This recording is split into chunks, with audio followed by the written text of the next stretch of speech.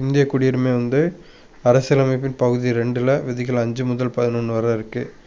அதை பற்றி பார்ப்போம். விதி 5 என்ன சொல்லுதுன்னா, வசிப்பிடத்தின் அடிப்படையில் இந்தியாவில் வசித்தாலே இந்திய குடியுரிமை கொடுத்துருவாங்க.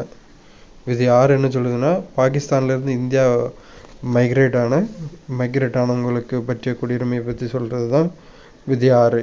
விதி 7 என்ன சொல்லுதுன்னா, இந்திய பிரிவினையின் போது இந்தியாவிலேருந்து பாகிஸ்தான் போயிட்டு திரும்பி இந்தியா வந்தவங்களோட, பாகிஸ்தான் வேண்டாம் இந்தியா வேணும் அப்படின்னு சொல்லி வந்தவங்களோட குடியுரிமையை பற்றி சொல்கிறது தான் விதி 7.